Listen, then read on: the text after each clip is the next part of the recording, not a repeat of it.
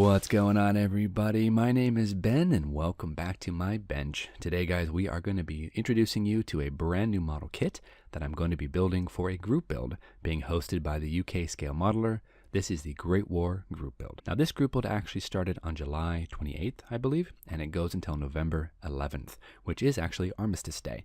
So I have about a month and a few weeks to go ahead and pull this one off, and I have chosen to build this. This is the Eduard Nieuport 17, the Profipack version, 1/48 scale, and I got to tell you, I am super excited to go ahead and jump into this one and see what I can do. It's a very awesome box. There's a lot of different markings that you have available for you here. Give you a quick look at the box itself, and we're going to open it up and give you a quick look at what's inside. Now, I don't know if I'm really going to be able to finish this in time because there is some rigging involved, but I don't think this is going to be as intricate as the Albatros. This has a silver finish, and it's a bit of a aluminum dope color, so that shouldn't be that difficult to do. We're just going to see how we can manage it and just push forward. So let's go ahead and pull off the wrapper and see what we have inside this box. Now, this is the Profipack version, so we're going to have lots of cool parts and pieces. Here's the plastic parts, and actually this is really kind of a small fuselage.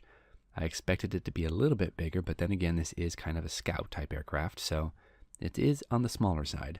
But we're going to have masks, we're going to have photo etch, we're going to have more than one decal option. We're going to have a lot of cool stuff in this kit. So here's the instructions, very typical Eduard instructions, large format, glossy, very cool. Here are the photo etch parts. Looks like we have the seat, we have some of the engine parts. Looks like we have a lot of little details here and gauges. Some are pre-painted, some are not. This is a very nice looking photo etch. I'll put that aside.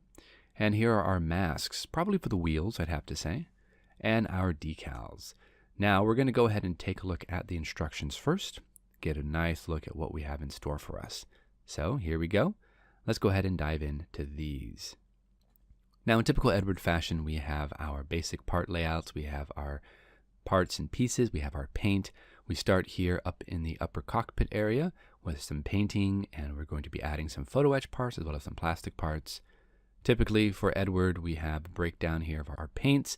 We'll have to look through that and see what colors we need. All right, moving on, we have our basic assemblies of the wings, the engine. We have a couple different versions here, so I got to make sure that I choose which one I'm going to be building and go with it from there. Looks like we have some other details here. Overall, it doesn't look too bad. Looks like they're photo etch parts as well that I need to go ahead and really work with. I'm not adept at working with photo etch, but I should be able to manage it. And then that's it. We have our Lewis gun attachments up here. And there's like two different versions, probably based on which one you actually build. So I'll have to look at that.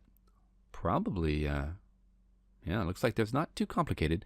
There's a couple different brackets and braces, but overall, I think I should be able to handle that. They differ definitely between the two different versions, so we're going to have to look back and figure it out. Then, of course, rigging. This doesn't look as complicated as the Albatros did for rigging, but you know what? It might be. I'm just not really seeing all the parts and pieces here. Not a bad looking kit. I've got plenty of easy lines, so I should be able to rig this up no problem. For the markings, we have several in French rondels, several in British rondels, and we even have a couple in Italian markings. That is actually really cool. I like the fact that you can build multiple different nationalities for this one particular kit. Now, I'm really leaning towards the French version. This very first one is actually an American pilot. I'm not sure if I want to build this one because, well, it's an American pilot. I might want to build a purely French aircraft with a French pilot, which would be this one right here. I like that 4 on top. I like the rooster on the side. It's got the Lewis gun and the Vickers, which is really nice. Gives a little bit of extra punch. So that might be the way to go. Now, the British ones are neat too, though. I like this red cowling. I like the different, the olive drab color here on the side. That would be kind of neat to do. Probably easier to weather, to be honest. But I don't have a French plane, so I really want to make sure I can get a French plane built and on my display shelf. We also have the Italians, which would be fun to build with the skull and crossbones, and I love this green and the red on the wings. That looks really cool. It'd be fun to weather that.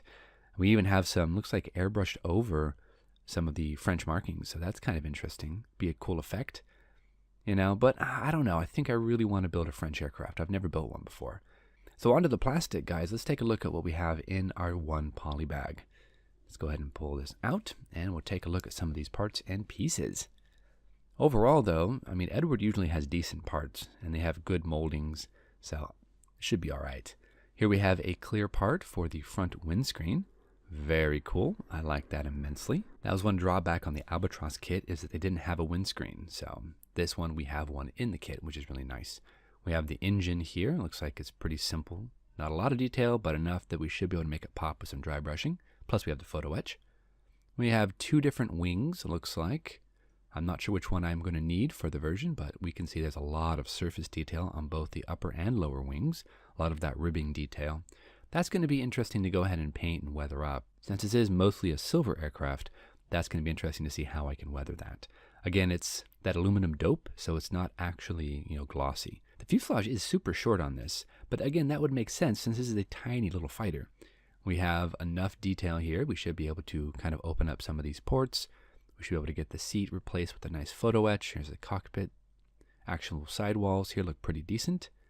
Yeah, not too bad. Parts look great. We have wood on the actual struts that support the upper and lower wings. We have to drill out some of these vents, which should be easy enough to do with a pin vise, maybe even an X-Acto knife. So yeah, not too shabby. Get you a little close up of the parts here. You can see there is a lot of surface detail on these wings. Just a lot of molded in detail. And that's really cool. I should be able to maybe mask that off, get a little weathering done on it, paint it over the color, see what I can do with that.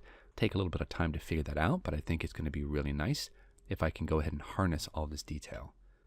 And then of course the lower wing as well. This thing is so tiny. Like, I didn't know how tiny these wings really were on the Nieuport. It's a really thin, very tiny little wing. Onto the decals, guys. Let's give you a quick look at those. Decals for Eduard are always very nice decals. We've got our rudder markings for the French, the red, white, and blue. We've got the red, white, and green. And then, of course, the red, white, and darker blue. So we have the French, the Italian, and the British. So we are looking really, really nice with that. Here are the American markings. Here's also the rooster for the French. We have this little like leather strip here. I'm not sure what that is. Skull and crossbones for the Italian markings.